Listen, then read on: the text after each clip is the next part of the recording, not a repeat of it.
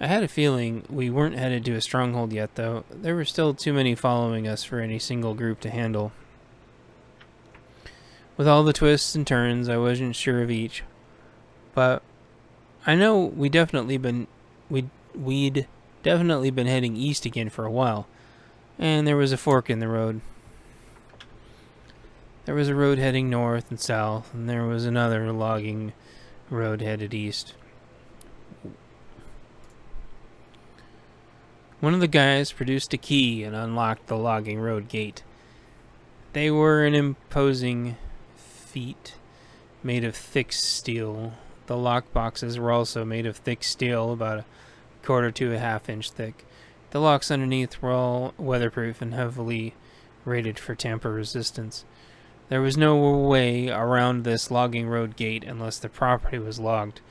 Even then, though, I could see that there had been trenches dug long ago and were full of thorny vines and jagged roots. Nobody was going around this gate, and from my experience, I knew that the steel was buried in the ground deep and then buried in concrete. I guess I had got lost in thought because I turned around and everyone was taking tree breaks. I took a swig of water, then ended up drinking the whole bottle. Put the bottle in my bag to dispose of later.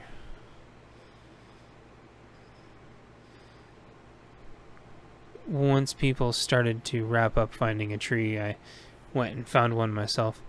Well, we reconvened and went over the plan. We were going to empty the van and load up the trucks with AKs and parts. We were going to drive a van full of guys up the logging road. The bulk of our convoy was going north to our stronghold. Our comms guy had made contact with the team that got away from the first ambush. They had resupplied and were going to prepare for another ambush to the south of us. They said they would go over the details of the ambush after we left. I surveyed the land temporarily, and I think that everyone would hold up in the forest line that we'd already passed by.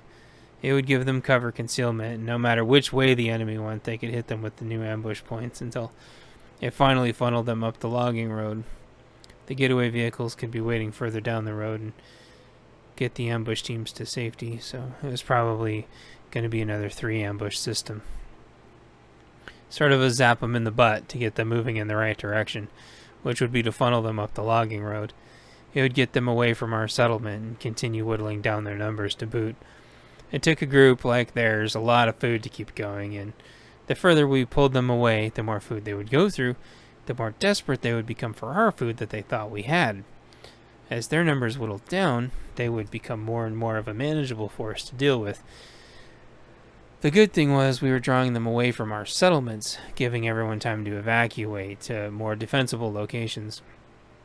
For the locations that were already set up and actually defensible, they could use this time to be as prepared as possible.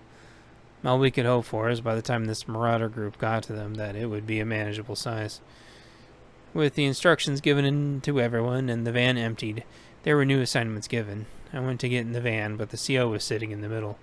I hopped in and put my pack between my legs and buckled up like always. In the driver's seat hopped our driver gal. I guess our CO was tired from driving or wanted the best driver possible for the job. A bunch of the guys piled in the back of the van and closed the door. Our driver gal looked at all the components around the dash and driving mechanisms and said, "Yep, I can drive this." Away we went. In the mirrors, I could see the other groups driving to their destinations to begin to set up the ambushes or get to safety. I imagined the ambush folks driving for a ways so they could circle back around. That way the area wouldn't look disturbed. The CO handed me a can of food and I tossed it out the window. Carefully puttering up the logging road we went. Chapter 14, The Logging Road. Evening, Day 1. It was already starting to get dark and much colder, the days being so short in the winter months. We putted up the road for a while. I didn't throw any more cans really because this was pretty much a single road. They could see our fresh tracks and the weathered road that we were leaving with the van. It wasn't too much longer and we started hearing the now familiar sounds of another ambush. I was always told that you started to learn to hear exactly what an ambush sounded like, and now I understood. As I could hear the gunfire stop, and move all the way around, I imagined what happened. It sounded like the first ambush let everyone fully come in and then shot at them from behind. Instead of staying and fighting, it caused more of them to run for cover. Some ran north and some south, each into another ambush apiece. There was more shooting back this time, but it sounded like the marauders ended up falling back instead of flooring it up the logging road. I had hoped that our guys got out safely. I figured they had because of the way the gunfire slowly stopped. It was the sort of fire where they had covered each other's retreat all while the other side was retreating as well. Hopefully all of our guys were on their way to safe places now, and that the marauders would take the bait up the logging road. It always got dark fast these months. I couldn't see the sun because it was below the tree line. Without a cell connection that was gone months ago, I wouldn't be able to tell when sunset was. I knew from my experience, though, that it would happen quickly and come soon. As we bumbled along up the wooded area on the logging road, we came across a clearing. It was dusk, and unfortunately the perfect time for an ambush. We stopped, and everyone got out. Scouts were sent in each direction for observation and to find a good campsite. The focal point of our attention was some left-behind logging equipment. Our driver pulled the van around and pointed the vehicle's light beams at the equipment. That served a dual purpose of blinding anyone if they tried to come out, and illuminating it for our safety. There was a semi-tractor with a still full load of logs nearby. It was like they were clearing this area out and it was abandoned, or it was an ambush. We all got out and put our gear on and left the van running for now. A group of us went to go clear the logging equipment. Had to make sure if we were safe, this was where we were going to call it for the night. We surrounded the semi with weapons drawn as best as we could and snuck up on it. Someone climbed up and opened the doors. Everyone covered him, some pointing their rifles around and some pointing their rifles directly into the cab when the door opened. Nobody was in the front of the cab. The entry, people jumped in to check the back of the cab. This was the most dangerous part. With one covering the other, they verified nobody was in the back of the cab. They gave the OK signal and we relaxed a little bit. A couple scouts had gone to check the perimeter. They circled around to the left and the right of the clearing and then returned. They said as far as they could tell we were good. While they were talking about how to set up camp for the night, I suggested how they should block the entrance. I asked if anyone wanted to search for the keys and see if we could move the trailer in the way so no vehicles would come through. It would be a total choke point. Then we could take the truck. They usually had enough space to sleep a few also. A few people started climbing around the inside of the truck and a few more on the outside. Sometimes the truck keys were hidden on the outside of the truck somewhere. Within a few minutes, someone had found the keys. The semi was fired up and was discovered to have over a half tank of gas. It didn't look like anyone had been around for a while, so I didn't really think to check if it was trapped or not. Thankfully, it wasn't.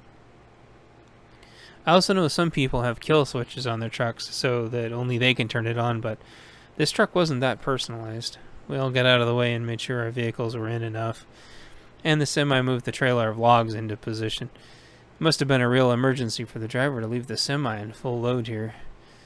Maybe there'd been word of the civil unrest, and so he got in a truck with the guys and sped straight home, figuring he could come back for his truck. There was other equipment here too, so it was like the entire worksite just up and left, never to return. It appeared easy to move the tractor and trailer into place. It had been on a dozed dirt road that was compact enough for semis to drive on. With that done, a guy hopped out and looked for how to disconnect it. He got it disconnected after a few minutes and drove the truck to safety. The road was now effectively blocked. I took a picture because I thought it was neat and that we did a good job. We found a secluded corner of the clearing under some trees, and that's where we made camp for the night. Chapter 15. Cold Campout. Night. Day 1. Night had fallen and the van's lights would reflect off of everything and be very easy to see from far away. We cut the engines to the semi and van and it was silent. It was also creeping into being dark enough to start a fire and nobody would be able to see the smoke by the time we got the fire started good. We were able to get